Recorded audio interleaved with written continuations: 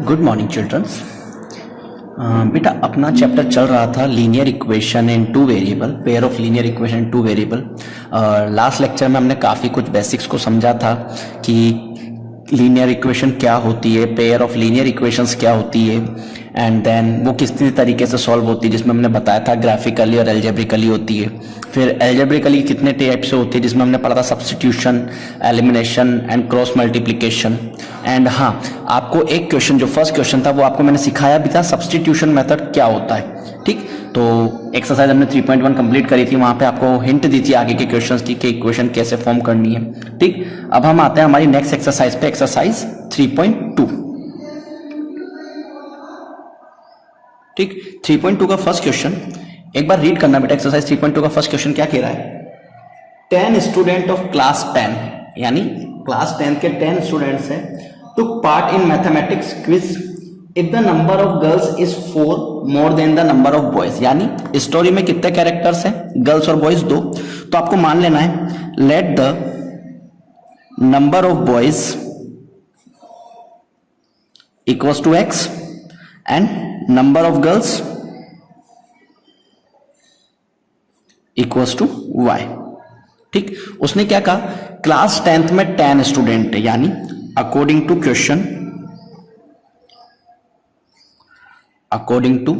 question first condition आता है for first condition में उसने क्या बोला बेटा कि दोनों गर्ल्स और बॉयज मिलाकर कितने स्टूडेंट हैं, 10, यानी ये बॉयज ये गर्ल्स दोनों को मिलाकर कितने स्टूडेंट्स हुए, 10 स्टूडेंट। ये आपकी इक्वेशन नंबर 1।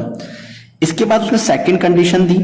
सेकंड कंडीशन में वो क्या बोला बेटा, और आपको कल मैंने बताया था कि जब भी हो आपको हमेशा प्रेजेंट सिचुएशन क्या लेके चलनी है, दोनों की इक्वल, के दोनों जो हैं अभी फिलहाल इक्वल हैं। ठीक, उसने क्या बोला, the number of girls is 4 more then the number of boys, कि जो नंबर ऑफ गर्ल्स हैं वो बॉयज से 4 ज्यादा है। नंबर ऑफ गर्ल्स यानी वाई, वो 4 ज्यादा, यानी 4 हम कहां ज्यादा कर देंगे, एक्स में, यानी x plus 4 equals to y. ये इक्वेशन नंबर 2, क्योंकि अपन ने कल यही बात करी थी कि जो भी आपसे क्वेश्चन बोलेगा हमें उसका जस्ट क्या करना है, अपोजिट कर देना है। यानी उसने बोला कि number of girls is more than 4। ठीक, नंबर ऑफ गर्ल्स क्या है, 4 ज्यादा है किससे, बॉयज से। तो हमने नंबर ऑफ गर्ल्स 4 ज्यादा थी, हमने 4 कहां ज्यादा कर दिया, बॉयज के अंदर। दो इक्वेशन आ गई कि x plus y equals to 4, sorry x plus y equals to 10 and x plus 4 equals to y। अब आप y की वैल्यू इक्वेशन 1 में पुट कर दो, put the value of y in equation 1। अपन ने यही करा था, यही सब्स्टिट्यूशन मेथड होता है कि किसी भी एक इक्वेशन में से एक वेरिएबल की वैल्यू निकालो और उसको दूसरे में पुट कर दो, यही हमने पढ़ा था। तो हमारे पास ऑलरेडी y की वैल्यू निकली हुई है, तो हम इसको 1 में डाल देते हैं, क्योंकि कल यही बोला था कि जिस भी इक्वेशन में से आप वैल्यू निकालोगे उसकी अपोजिट इक्वेशन में आपको वो क्या करना है, पुट करना है। तो हमने इक्वेशन 2 से y की वैल्यू निकाली जो कि बनी हुई है, हमने उसको इक्वेशन 1 में पुट कर दिया। इक्वेशन 1 क्या थी बेटा, x plus y equals to 10। y की वैल्यू कितनी है, x प्लस 4, यानी x प्लस वाई की वैल्यू पुट करो, x plus 4 equals to 10। Solve करो, 2x, ये 4 उधर जाएगा तो माइनस का, यानी 2x equals to 6 and x equals to 6/2, यानी कि 3। यानी आपके पास नंबर ऑफ बॉयज कितने हैं, 3। अब आपके पास एक वैल्यू आ गई। अब x की वैल्यू किसी भी इक्वेशन में, क्योंकि यही बात करते थे कि अगर एक वेरिएबल की वैल्यू आपको मिल जाती है तो आप उसको क्या कर दो, किसी भी इक्वेशन में पुट करके दूसरे वेरिएबल की वैल्यू निकाल दो। तो मैं x की value, put the value of x in equation 2, मैं अब इक्वेशन 2 में पुट कर देता हूं। ठीक, इक्वेशन 2 क्या थी मेरे पास, x plus 4 equals to y. x की वैल्यू 3 पुट करी तो y की वैल्यू कितनी आ गई, 7, यानी x is equals to 3 and y is equals to 7। x यानी number of boys and y यानी नंबर ऑफ गर्ल्स। कोई दिक्कत बेटा कि किस तरीके से करना है? बेटा ये मेथड कहलाता है आपका सब्स्टिट्यूशन मेथड। ये आपके फर्स्ट क्वेश्चन था, सब्स्टिट्यूशन मेथड था। ठीक, इसी की तरह सेकंड क्वेश्चन जो कि आपको होमवर्क में करना है बेटा, उसमें जो हमने 3.1 में जो लास्ट के दोनों क्वेश्चंस थे, ग्रेप्स वाला और बैट बॉल वाला, सेम वैसा का वैसा ही है। उसने बोला 5 pencil and 7 pens together cost ₹50, यानी 5 पेन और 7 पेंसिल। तो आपको मानना पड़ेगा the cost of pen is X and the cost of pencil is Y, और दोनों मिला के ₹50। तो बेटा एक बार ये इक्वेशन फॉर्म करना ताकि आपको ये चीज आए। ठीक, नाउ बेटा क्वेश्चन नंबर सेकंड हम आते हैं। उसने बोला on comparing the ratio A1/A2, B1/B2 and C1/C2, find out whether the lines representing the following pair of the linear equation intersecting a point a parallel और कोइंसिडेंट। यानी question number 2 में उसको क्या बताना है, उसने लीनियर इक्वेशन दी हुई है और आपको रेशियोज कंपेयर करने हैं। ठीक, हम करते हैं सेकंड का फर्स्ट कर लेते हैं एक बार। सेकंड के फर्स्ट की इक्वेशन क्या है, 5x - 4y + 8 = 0, ये इक्वेशन नंबर 1।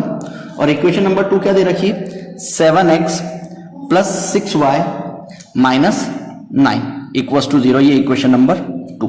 अब यहां से a1 b1 c1 और a2 b2 c2 की वैल्यू निकाल सकते हो। a1 b1 और c1 and a2 b2 and c2। a1 का मतलब क्या होता है बेटा, a1 का मतलब फर्स्ट इक्वेशन का कोएफिशिएंट ऑफ x। बेटा ये ध्यान रखना, a1 का मतलब हमेशा क्या होगा, कोएफिशिएंट ऑफ x।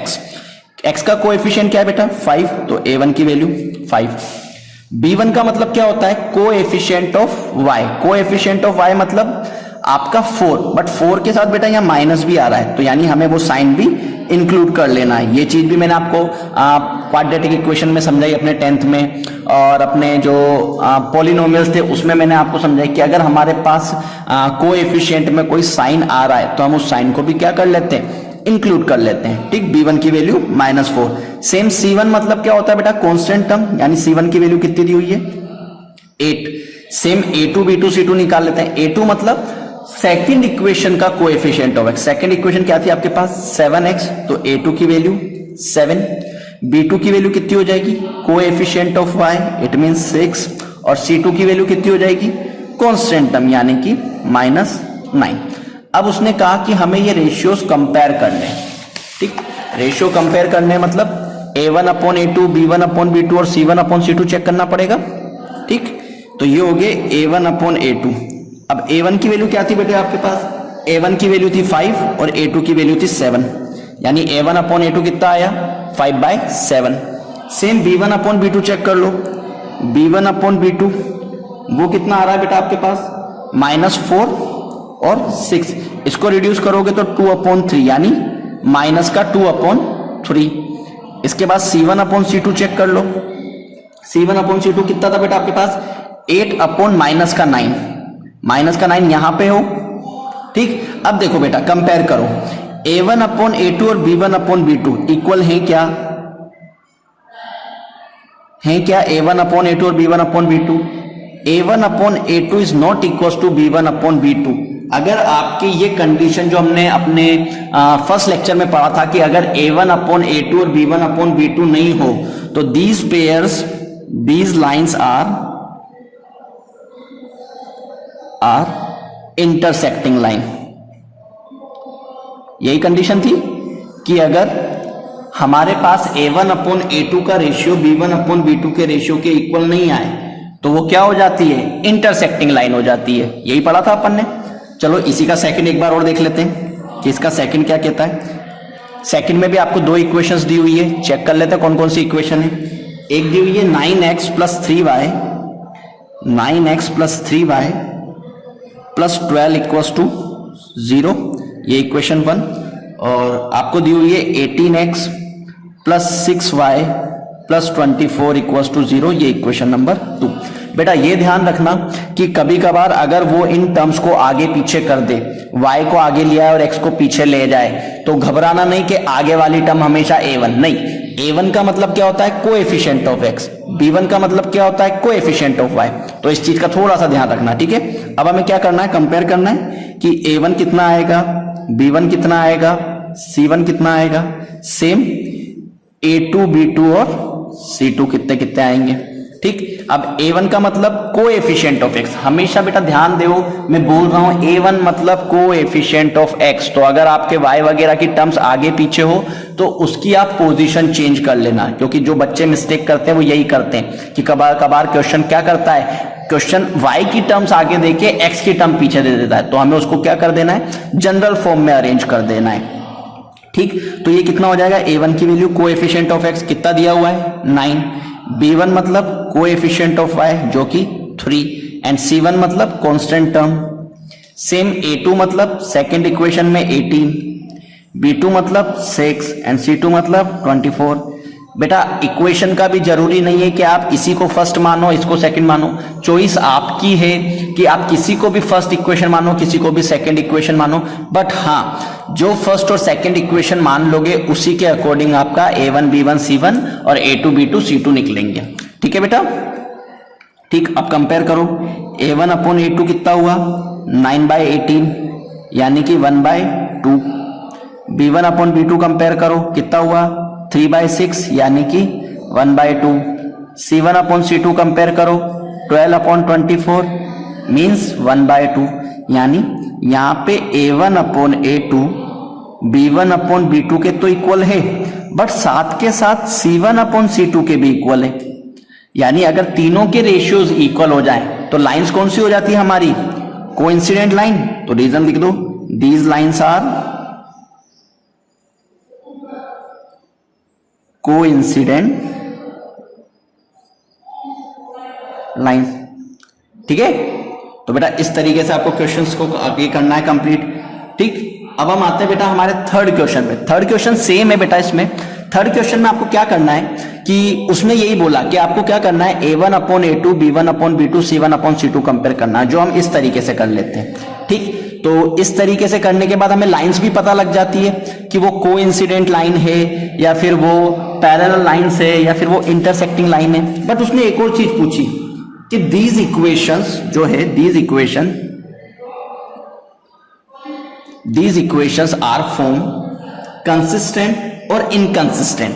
तो बेटा कल इसके बारे में अपन ने पढ़ा था, कंसिस्टेंट इनकंसिस्टेंट का मतलब अगर आपको सॉल्यूशन मिल जाए तो वो लाइंस आपकी कौन सी होगी, कंसिस्टेंट लाइन, और अगर आपको सॉल्यूशन नहीं मिलते तो वो कौन सी लाइंस हो जाएंगी, इनकंसिस्टेंट लाइन। ठीक है, तो आपका अगर आपकी पैरेलल लाइन आती है तो पैरेलल लाइन में आपको कोई भी सॉल्यूशन नहीं मिल रहा तो वो क्या हो जाएगा आपका इनकंसिस्टेंट। बाकी इंटरसेक्टिंग लाइन हो या कोइंसिडेंट लाइन हो तो वो क्या हो जाएगा आपका कंसिस्टेंट। क्लियर है बेटा, कर सकते हो। क्वेश्चन नंबर 3 सेम का सेम है, यहां तक पूरा का पूरा सेम लिखना है, उसके बाद आपको आपका आंसर देना है। ठीक है, now question number 4। Question number 4 क्या बोल रहा है बेटा, एक बार पढ़ना। क्वेश्चन नंबर 4 में उसने कहा which of the following pair of linear equations are consistent and inconsistent, if consistent obtain the solution graphically. उसने यही कहा कि आपको क्या करना है कि कंसिस्टेंट और इनकंसिस्टेंट बताना। जो अब तक हम एल्जेब्रिकली कर रहे थे कि A1 upon A2 B1 upon B2 C1 upon C2 निकाल लेते थे, और अगर वो कंसिस्टेंट आ रहा है तो उसको ग्राफिकली शो करो और इनकंसिस्टेंट आ रहा है तो उसे रहने ही दो। ठीक, तो बेटा हम क्वेश्चन करते हैं इसके। ठीक, सबसे पहला फर्स्ट क्वेश्चन, फोर्थ का फर्स्ट ही देख लेते हैं। उसने क्या कहा, x plus y equals to 5, equation number 1, and 2x plus 2y equals to 10, 2x plus 2y equals to 10, ये इक्वेशन नंबर 2। तो बेटा अपना जो जनरल फॉर्म होता है पहले इसको जनरल फॉर्म में अरेंज कर लेते हैं। जनरल फॉर्म मतलब आपके एक साइड पर 0 होना चाहिए, यानी x plus y minus 5 equals to 0। Same 2x plus 2y minus 10 equals to 0। अब आपको क्या करना है, A1 B1 C1 जो हमने पहले करा था वही निकालना है, और सेम A2 B2 और C2 निकाल देना है। ठीक, A1 की वैल्यू 1, AB1 की वैल्यू 1 और C1 की वैल्यू -5, क्योंकि हम क्या करते हैं साइन को भी हम इंक्लूड कर लेते हैं। Okay, then A2 B2 C2 निकालो, 2 2 और -10। क्लियर, इसके बाद हम क्या करते हैं, रेशियोज को कंपेयर करते हैं। A1 अपॉन A2 कितना दिया है 1/2, B1 अपॉन B2 कितना दिया है 1/2, एंड C1 अपॉन C2 वो कितना है -5 अपॉन -10, माइनस से माइनस कैंसिल और ये भी कितना हो गया 1/2, यानी a1/a2 is equal to b1/b2 तो है, बट साथ के साथ वो c1/c2 भी है। तो ये कौन सी लाइंस हो गई बेटा? These lines are coincident line, कि ये इक्वेशन किसकी है? कोइंसिडेंट लाइंस की इक्वेशन है। अगर ये कोइंसिडेंट लाइन है, so this solution is, so this equation is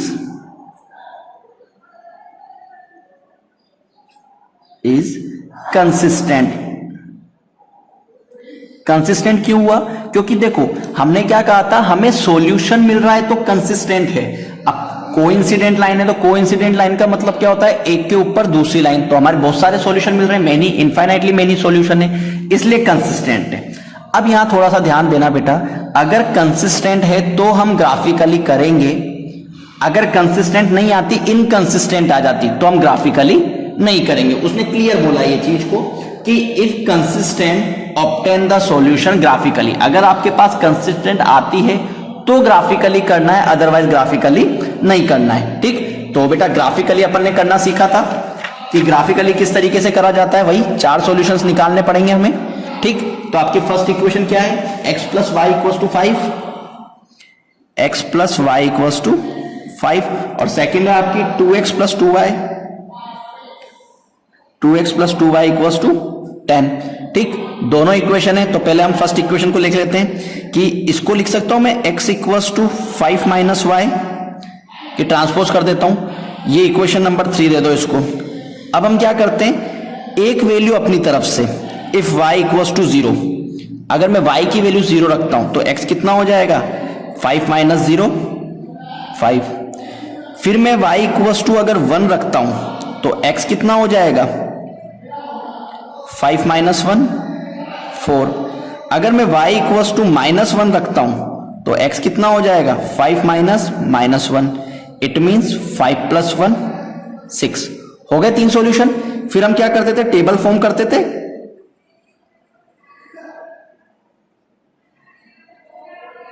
ठीक, ये x और y की वैल्यू आपने क्या क्या रखी? 0 1 -1, और x की वैल्यू कितनी आई? y इक्वल्स टू 0 पे x कितना आ रहा था बेटा? 5, 1 पे कितना आ रहा था? 4, और -1 पे कितना आया? 6। क्लियर ये चीज? यही चीज बेटा आपको सेकंड इक्वेशन में करनी है। सेकंड इक्वेशन में देखा जाए तो मैं लिख सकता हूं इसको कि 2x equals to 10 minus 2y and x equals to 10 minus 2y upon 2। Clear? अब यहां पर क्या करना पड़ेगा? वही चीज, इफ y इक्वल्स टू 0, अगर y 0 है तो x कितना हो जाएगा? 10 minus 2 multiply 0 upon 2, it means 10 minus 0 upon 2 means 5। मैं रखता हूं y इक्वल्स टू 1, तो x कितना हो जाएगा? 10 minus 2 multiply 1 upon 2, 10 minus 2 upon 2, यानी 10 माइनस 2 कितना हो गया? 8, और 8/2 मीन्स 4। वापिस से रख दो y equals to -1, y equals to -1 रख दिया, तो x equals to 10 minus 2 multiply -1 upon 2, it means 10 plus 2 upon 2, यानी 12 अपॉन 2 6। फिर टेबल बना दो वापिस से।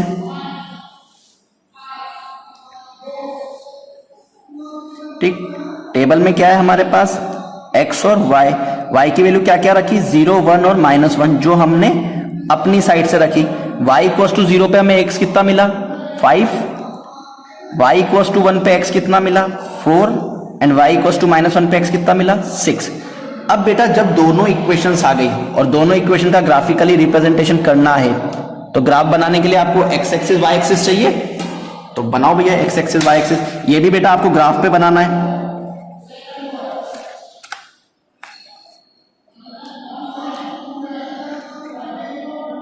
ठीक है, ये आपकी x एक्सिस, ये आपकी x डैश, ये आपकी y डैश, और ये आपकी y।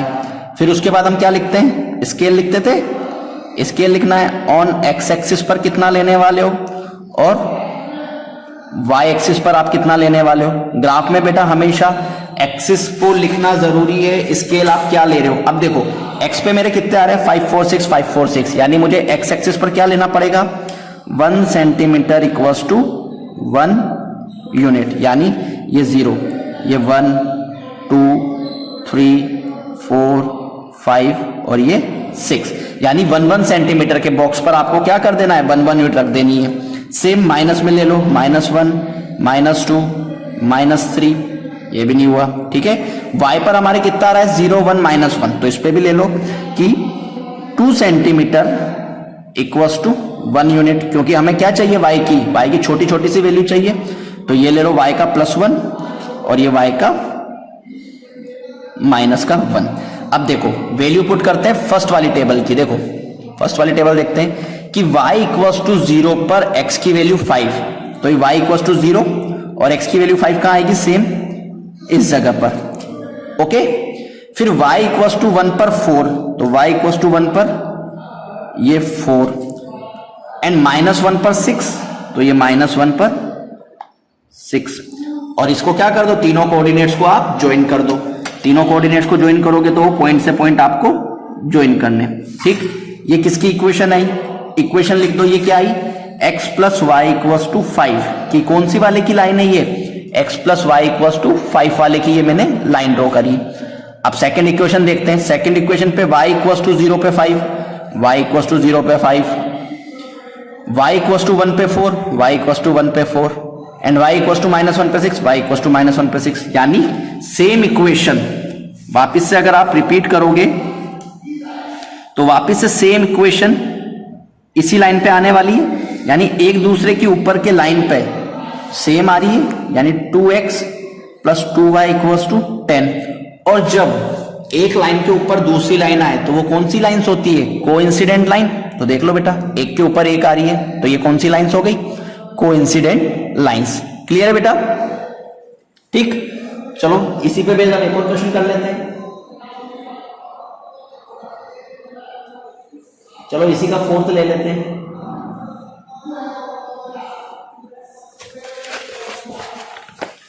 Fourth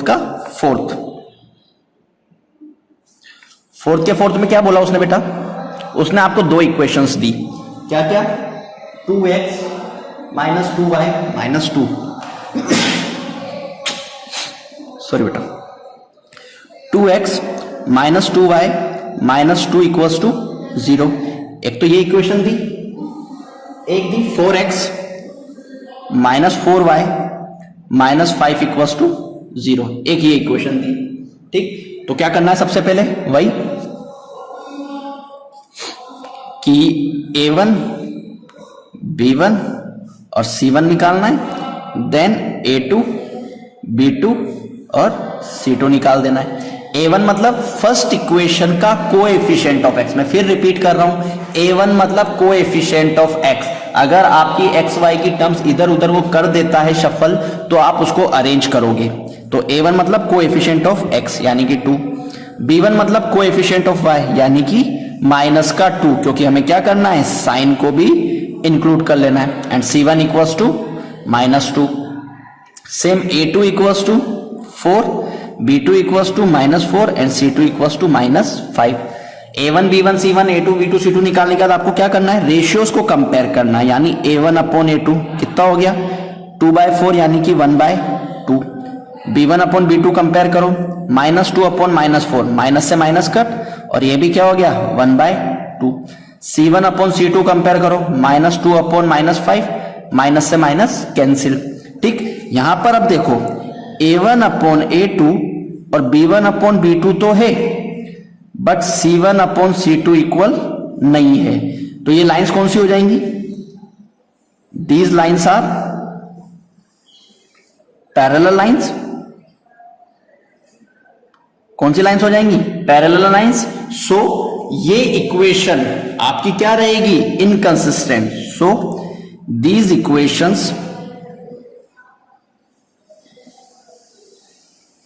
are inconsistent.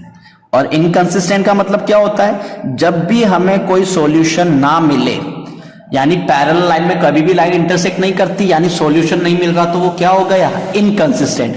अब अगर बेटा इनकंसिस्टेंट हो गया तो हमें ग्राफ बनाना है क्या, क्योंकि क्वेश्चन ने क्या बोला कि अगर आपका सॉल्यूशन कंसिस्टेंट है तो ही आपको ग्राफ बनाना है, इनकंसिस्टेंट में आपको कोई भी ग्राफ नहीं बनाना है। ठीक है बेटा, क्लियर ये चीज। नाउ आगे बढ़े। यस बेटा, next question number 5। Question number 5 again word problem.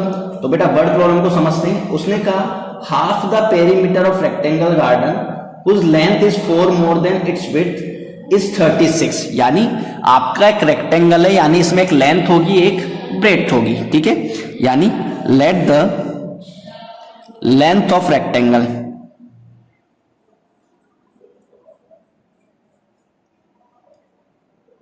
कितनी मान लेते हैं, x metre, and the breadth of rectangle equals to y metre, यानी एक की x और एक की y मान लेते हैं। ठीक, अब उसने क्या कहा, half of the perimeter of rectangle. तो आपका अकॉर्डिंग टू क्वेश्चन चलते हैं,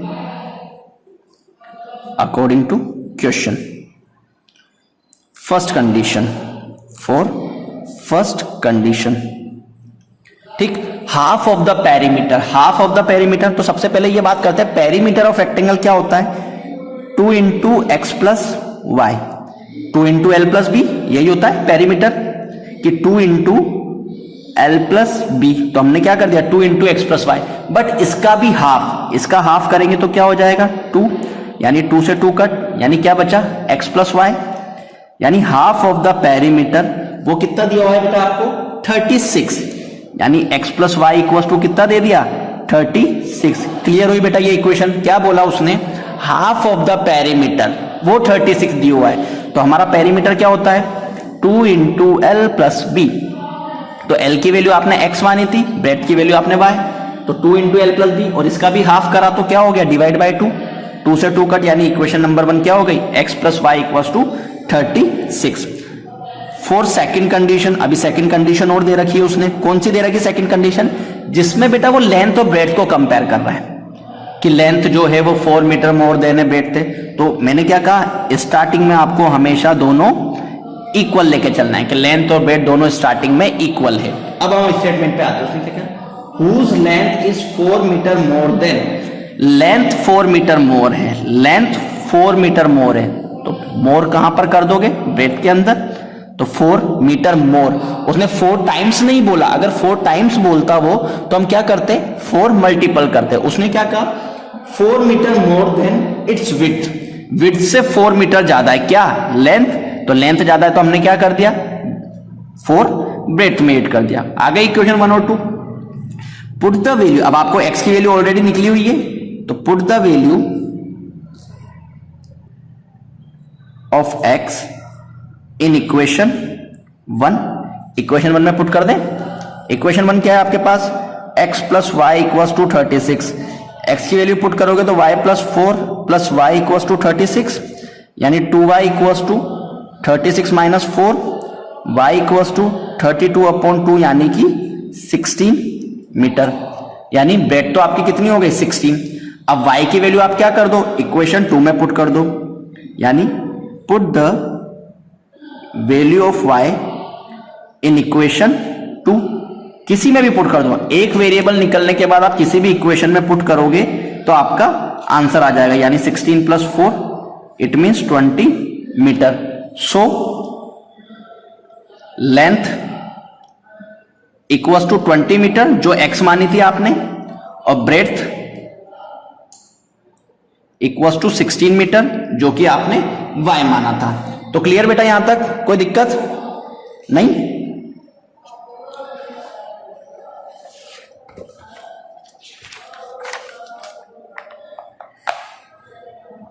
नाउ क्वेश्चन नंबर 6 बेटा, इसकी हिंट देता हूं मैं आपको, 6 और 7 ये आपको करना है। ठीक, और कैसे करना है वो मैं आपको बताता हूं। ठीक, उसने आपको एक इक्वेशन दे रखी है, एक इक्वेशन आपको उसने दी हुई है, क्या उसने दी हुई है, 2x plus 3y minus 8, 2x plus 3y minus 8 equals to 0। एक इक्वेशन तो उसने आपको मेंशन करी हुई है, दी हुई है। इसके बाद उसने कहा कि आपको दूसरी इक्वेशंस बनानी है सेल्फ, आप कुछ भी ले सकते हो, नो डाउट कुछ भी ले सकते हो, और बनाने के बाद आपको ज्योमेट्रिकल रिप्रेजेंटेशन यानी ग्राफ भी बनाना है, ठीक। तो सबसे पहले उसने दे रखी है इंटरसेक्टिंग लाइन, इससे a1 b1 c1 निकाल ले, a1 equals to 2, b1 equals to 3 and c1 equals to -8। अब उसने क्या कहा, आपको सबसे पहली इक्वेशन इंटरसेक्टिंग लाइन की, ठीक। इंटरसेक्टिंग लाइन की कंडीशन क्या होती है कि a1 upon a2 is not equals to b1 upon b2 होना चाहिए, ठीक। तो वो क्या हो जाएगी इंटरसेक्टिंग। तो a1 कितना है 2, a2 की जगह मैं a मान लेता हूं, और b2 कितना है 3, और b1 की जगह b2 की जगह मैं b मान लेता हूं। यानी a और b की वैल्यू ऐसी होनी चाहिए कि इनका रेशियो इक्वल नहीं आना चाहिए। वो आप जो भी मानना चाहो आप मान लो, बस ये ध्यान रखना कि a और b की इस तरीके से वैल्यू होनी चाहिए कि ये दोनों का रेशियो सेम ना आए। For example let a is equals to 3 मान लू and b is equals to 2, ठीक। c1 c2 भी क्या है -8 एंड c इक्वल्स टू 9 मान लेता हूं, ठीक। तो इक्वेशन क्या हो गई, so 3x plus 2y plus 9 equals to 0। Clear हो गई। These equation, these pair of equation are intersecting,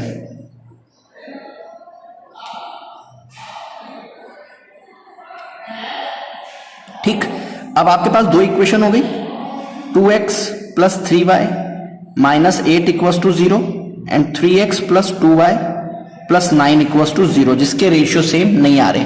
अब इन दोनों का क्या करना है बेटा, आपको सॉल्यूशन निकालना और ग्राफ बनाना है। सेम सेकंड में भी आपको क्या करना है, उसमें a और b ऐसे आने चाहिए जो पैरेलल की कंडीशन दी है। तो पैरेलल की कंडीशन के लिए आपको इस तरीके से रखना है कि उनका रेशियो सेम आए और सेम कोइंसिडेंट लाइन की तरह। तो ये चीज आपको होमवर्क में करनी है। सेम सेवंथ वन में भी आपको दिया हुआ है, सेवंथ वन की हिंट दे देता हूं। सेवंथ वन में क्या कर रखा है, आपको दो इक्वेशन दी हुई है। एक दी हुई है x minus y plus 1 equals to 0, और एक दे रखी 3x plus 2y minus 12 equals to 0। इनसे वही आपको टेबल फॉर्म करनी है,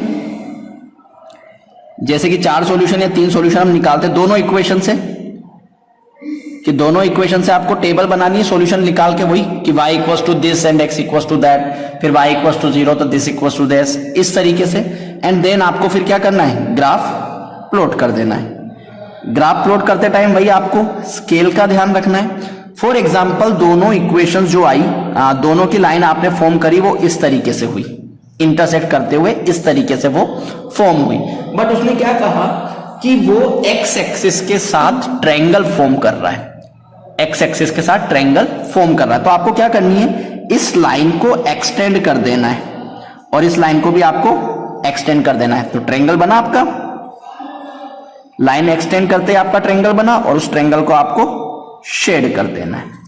ठीक है बेटा, हो जाएगा। तो ये बेटा आपकी 3.2 थी, हम नेक्स्ट लेक्चर में हमारी 3.3 करेंगे। Okay, bye bye.